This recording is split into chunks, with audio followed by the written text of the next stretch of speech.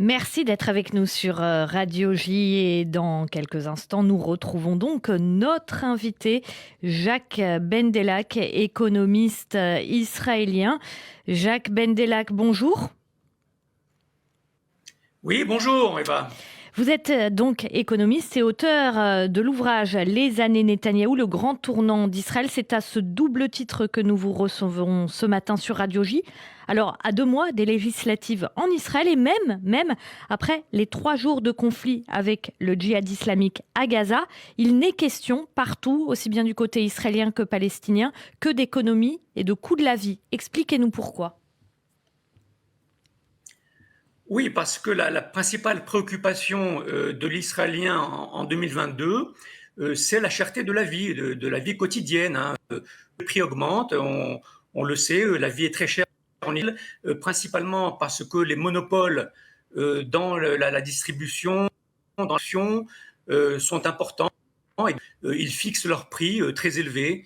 Et tout cela, ça crée beaucoup de dialogue dans les médias, dans le milieu politique, parce que oui, l'Israélien en a marre de payer beaucoup plus cher que vous ne payez dans vos supermarchés. Donc c'est effectivement un des principaux enjeux, j'allais dire, de cette campagne électorale. Jacques Bendelak, c'est ce qui explique aussi cette émergence, entre guillemets, de la nouvelle garde du côté travailliste, comme on l'a vu hier aux primaires. Certainement, hein, il faut changer de dirigeant, il faut changer de discours politique, il faut remettre à l'ordre du jour les sujets qui préoccupent les Israéliens. L'économie a souvent été mise de côté et c'est dommage. Alors ce serait bien que pour cette campagne électorale, eh bien, les questions de cherté de la vie, de niveau de viennent à l'ordre du jour. Oui, je crois que c'est une très bonne chose. Le fait que l'économique revienne comme ça sur le devant de la scène, est-ce que ça signifie aussi que les Israéliens se sentent plus en sécurité qu'auparavant, par exemple, comme on a pu le voir là, même s'il y a eu l'opération contre le djihad islamique, le dôme de fer a beaucoup protégé les populations civiles. Oui, c'est vrai. Ceci étant, les enjeux sécuritaires ont toujours été peu en Israël, hein. Même cette fois-ci, ce sera un enjeu important. Je ne suis pas sûr que l'économie soit le principal enjeu, malheureusement, de cette campagne électorale. Mais plus le temps passe et plus les Israéliens se sentent en sécurité. Et donc, il est normal que les sujets de la vie quotidienne, de la vie civile, reprennent le dessus. Et c'est vrai que la dernière opération militaire à Gaza a montré que les problèmes sécuritaires sont largement maîtrisés par Israël et qu'on peut s'orienter vers d'autres questions beaucoup plus préoccupantes pour les Israéliens. Alors Jacques Bendelak, il y a aussi ce développement après l'opération contre le djihad islamique dans la bande de Gaza. C'est un plan que ressort régulièrement, j'ai envie de dire, Yair Lapid, aujourd'hui Premier ministre, économie contre sécurité. C'est ce qu'il propose aux organisations terroristes qui contrôlent la bande de Gaza. Grosso modo, nous, on laisse passer les Palestiniens pour venir travailler en Israël. On leur offre des postes mieux rémunérés que s'ils ne restaient à Gaza. Et en échange, vous nous garantissez la sécurité. Est-ce que ça peut fonctionner? Est-ce que ça a peut-être déjà commencé à fonctionner vu qu'il y a eu déjà des mesures d'allègement des restrictions du côté de la bande de Gaza? Oui, certainement, hein. C'est un plan de développement qui est indispensable pour que les Gazaouis améliorent leur niveau de vie et donc s'éloignent de la guerre et de la violence. Et donc, il faut, et Yair Lapid a raison, mettre en place une stratégie à long terme qui permettra à la bande de Gaza de sortir de l'engrenage de la violence et de rentrer une phase de développement. Vous savez, on a cette semaine les 17 ans de retrait d'Israël de la bande de Gaza. Bon, en 17 ans, il ne s'est rien passé de bon dans la bande de Gaza, ni sur le plan économique, ni sur le plan sécuritaire, et c'est bien dommage, hein. Et donc je crois que oui, il faut mettre en place une stratégie. Alors vous l'avez dit, il y a déjà des relations économiques, des Gazaouis viennent travailler en Israël, il y a des échanges de marchandises, des exportations, des importations, mais on n'a pas d'agir à long terme. Et ça, il faut le mettre en place rapidement pour que les Gazaouis comprennent qu'ils peuvent sortir de cet engrenage et qu'ils auront beaucoup à perdre si leur niveau de vie va en s'améliorant dans les années qui viennent. On a du mal à connaître toujours l'état de l'opinion publique dans un régime qui est dictatorial, comme c'est le cas dans la bande de Gaza avec le Hamas. Mais on a eu cette interview d'une Palestinienne qui vivait dans la bande de Gaza à la télévision israélienne et qui expliquait évidemment sous couvert d'anonymat, de crainte de représailles, que les Gazaouis en avaient assez de la guerre. C'est à eux que s'adresse Yair Lapid lorsqu'il parle, lorsqu'il s'adresse à eux, parce qu'il s'est adressé directement aux Gazaouis lorsqu'il a fait cette allocution concernant l'opération contre le djihad islamique Aurore. Ça paye ça que Yair Lapid s'adresse directement aux Gazaouis ? Oui, absolument. Et comme vous le faites remarquer, on a des réponses tout à fait favorables de la société civile à Gaza. Vous savez, le gouvernement israélien ne s'adresse pas au Hamas, qui est une organisation forcément, et Hamas ne c'est pas le gouvernement israélien. Hein. Et donc, il faut trouver des interlocuteurs. S'adresser directement aux populations est une excellente chose. Je crois, c'est d'ailleurs que le Hamas n'est pas intervenu dans cette opération militaire parce que le Hamas a compris qu'il avait beaucoup à perdre économiquement en s'impliquant dans cette opération. Et donc, je crois que la base de la population de Gaza commence à en avoir marre et il faudrait les aider directement. Un développement à long terme très bon parce que ça va leur donner de l'eau, de l'électricité, à manger, à vivre normalement. Et cela, ça va les détourner de la guerre et de la violence. Hein. Donc, je crois que ça s'agit on a mis 17 ans de retard, mais il est temps de mettre en place cette stratégie, sans doute par les intermédiaires. On ne s'adresse pas directement au Hamas, mais il y a suffisamment d'intermédiaires, l'Égypte, l'Europe, le Qatar, hein, pour mettre ce type de développement des infrastructures, du niveau de vie, pour que la population de Gaza commence à s'en sortir et commence à avoir une autre perspective que celle de la guerre, absolument.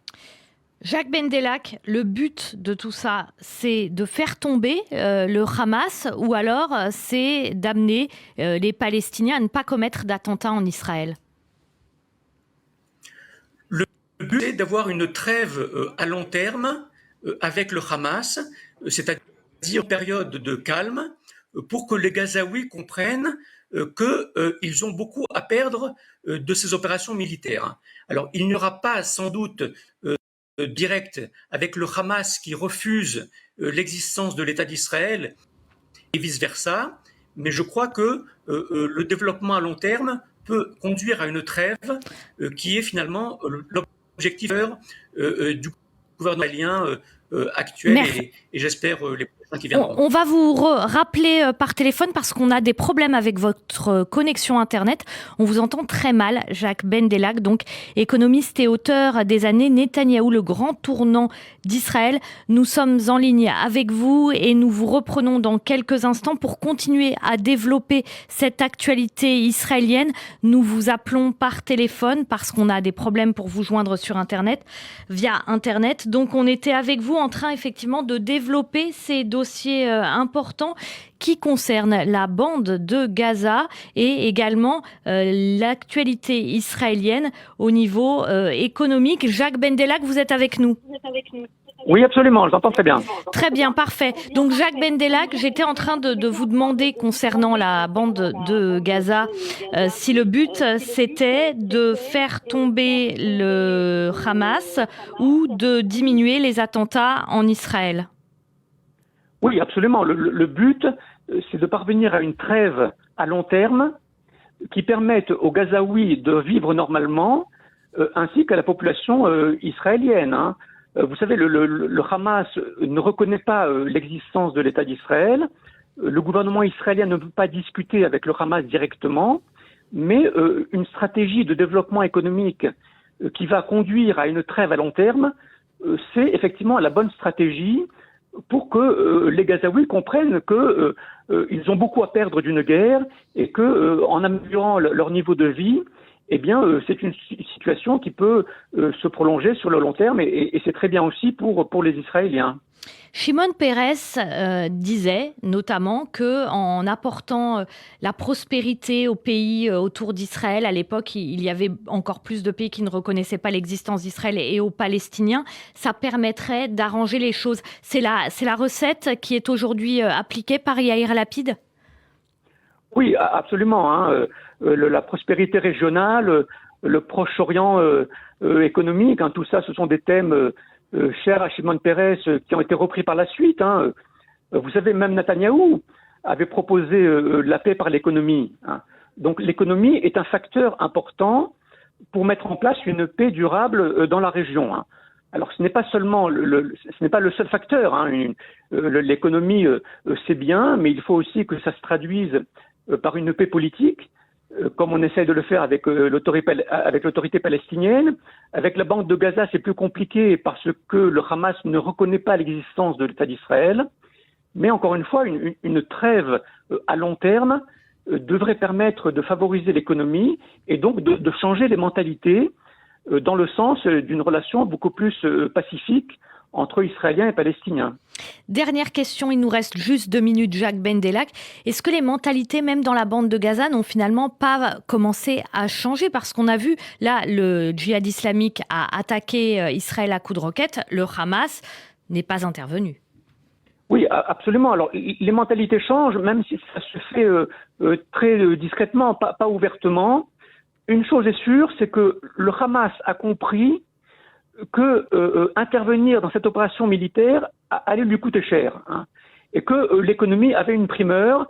Il y a beaucoup de travaux en construction dans la bande de Gaza, une usine de dessalement, des centrales électriques, et tout ça, ce serait dommage de le perdre à cause d'une opération militaire. Donc je crois que oui, même au sein du Hamas, on commence à comprendre que l'économie doit avoir sa place dans le processus de sécurité vis-à-vis d'Israël.